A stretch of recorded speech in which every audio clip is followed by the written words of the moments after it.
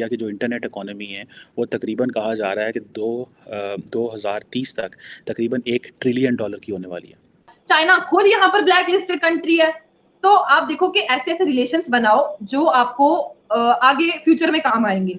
ऐसे चीज़ें निकाल के अमेरिका लेके जा रहे हैं या वो सप्लाई चेन इंडिया को दे रहे हैं, वो कह रहे हैं डेमोक्रेसी है, हमें इनके साथ काम रहेगा, हमें चाइना को मैनेज करना है, सो एंड सो। ये जो क्रिटिकल एंड इमर्जिंग टेक्नोलॉजी है वो सारी की सारी इंडिया आ रही है।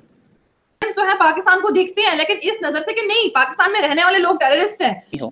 अभी ये जो नेशनल सिक्योरिटी एडवाइजर आ रहे हैं और वो आके साथ वो यहाँ पे आके क्या करने लगे हैं, वो कह रहे हैं जी हमें मेजर टेक्नोलॉजी पार्टनरशिप करनी है।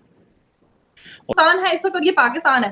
तो ये सब कहने का यही मतलब था कि जो इस वक्त अपने देश को नहीं संभाल पा रहे हैं वो टेक्नोलॉजी कैसे लेके आएंगे। गूगल, मेटा, अमेजोन सबके मुंह में पानी आ रहा है कि भाई हम क्यों ना वहाँ पहुँचें और क्यों बगैर IMF की मदद लिए ये बजट जो है मईशत के लिए कितना खुशाइंद होगा, क्योंकि दावा तो किया जा रहा है हुकूमत की जानिब से कि अवाम दोस्त होगा, बड़ा रिलीफ दिया जाएगा। और इंडिया की जो इंटरनेट इकोनॉमी है वो तकरीबन कहा जा रहा है कि 2030 तक तकरीबन $1 ट्रिलियन की होने वाली है।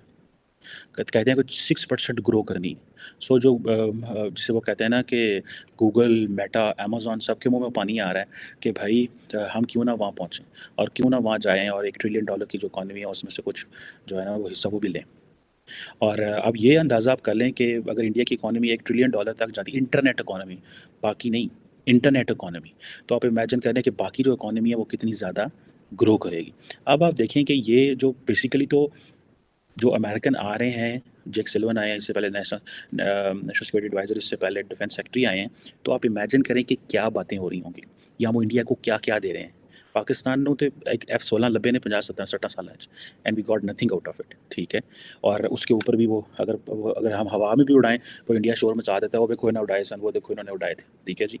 और फिर पाकिस्तान को जी प्रेशर डालो कि ये आपने, अभी तो उन्होंने कह दिया जी F-16 काउंटर टेररिज्म के लिए, ये आप इंडिया के लिए इस्तेमाल ही नहीं हो सकते।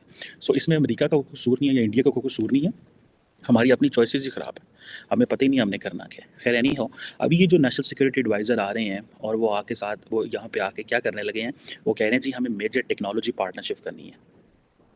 और ये GE414 जेट इंजन्स हैं जो कि इंडिया में असेंबल होने हैं और इस तरह की और डेवलपमेंट प्लान्स हैं जो डिस्कस होने हैं।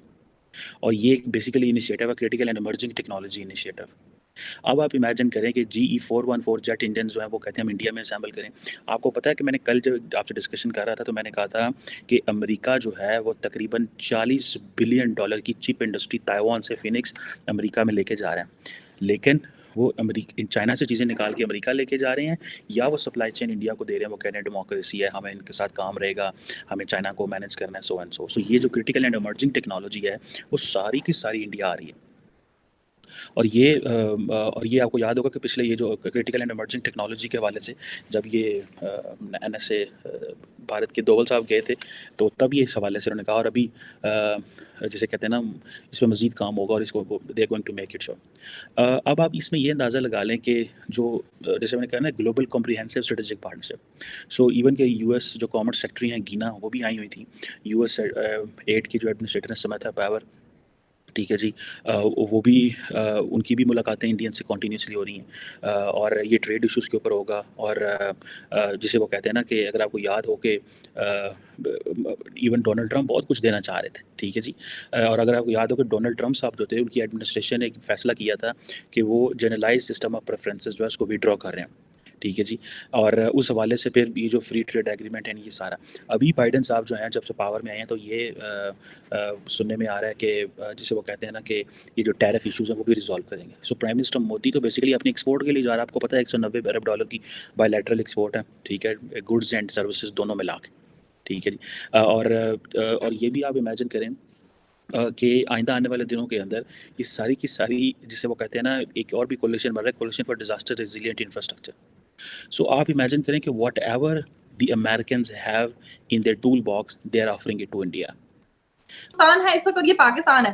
तो ये सब कहने का यही मतलब था कि जो इस वक्त अपने देश को नहीं संभाल पा रहे हैं वो टेक्नोलॉजी कैसे लेके आएंगे। तो पहले जो है यही चीज बनती है कि पहले देश को संभालो, अपनी इमेज बाहर वाली कंट्रीज के सामने जो है अच्छी बनाओ, ताकि लोग आपको एक अच्छी नजर से देखें। फॉर एग्जांपल हम इंडियंस जो हैं, अब आप कहोगे कि नहीं हम इंडियंस जो हैं पाकिस्तान को देखते हैं लेकिन इस नजर से कि नहीं पाकिस्तान में रहने वाले लोग टेररिस्ट हैं, वो हिंदुस्तान में आते हैं और कहीं ना कहीं ये सब करते हैं। क्यों? क्योंकि आपकी कुछ गलतियों की वजह से आप हमारी नजर में आ गए हो और हम लोगों के दिमाग में वो घुसा दिया गया है कि नहीं पाकिस्तान में से जो लोग भी आएंगे तो वो टेररिस्ट ही होंगे, है ना। वैसे ही बाहर वाली कंट्रीज, आपके रिलेशंस किसके साथ ठीक है? चाइना के साथ। चाइना खुद यहाँ पर ब्लैक लिस्टेड कंट्री है। तो आप देखो कि ऐसे ऐसे रिलेशंस बनाओ जो आपको आगे फ्यूचर में काम आएंगे, तब जाके पाकिस्तान जो है वो कहीं ना कहीं मतलब ठीक रहेगा और पाकिस्तान में जो सूरत हाल है वो भी ठीक हो जाएंगे। मैं देख रही हूँ कि यार आपकी गवर्नमेंट दिन ब दिन डूबे ही जा रही है और महंगाई जो है वो दिन ब दिन बढ़े ही जा रही है। तो वहां पर एक रिसेंटली एक वीडियो वायरल हो रहा था, उसमें एक आदमी कह रहा था मेरी जो सैलरी है वो 25,000 रुपया है और यहाँ पर पेट्रोल की ही जो दाम है या गैस जो है या जो खाने का जो है वो मेरे को पूरा 20,000 रुपया खर्चा हो जाता है। तो 5,000 में मैं क्या करूंगा? बच्चों की फीस भरूंगा, अपने लिए कपड़े लूंगा, अपनी बीवी के लिए कपड़े लूंगा, मैं क्या क्या करूंगा? तो वहां पर देखो कि आज लोग किस तरीके से परेशान हैं। ये किसकी वजह से हो रहा है? आप लोगों की गलती नहीं है। आप हमारे साथ आते हैं, आप हमें गेस्ट बुलाते हैं, हम आपकी डिबेट्स ज्वाइन करते हैं, हमें पता चलता है कि सूरत हाल क्या चल रहा है। आप लोग अपने पाकिस्तान को प्रमोट कर रहे हैं। आपने देखा कि आप यूट्यूबर्स को छोड़ के कोई और पाकिस्तान को प्रमोट कर रहा है? नहीं। इवन जो फॉरेनियर्स कभी पाकिस्तान में घूमने के लिए जाते हैं, वहां की वीडियोस बनाते हैं कि लोग उनके साथ कैसे स्कैम कर रहे हैं।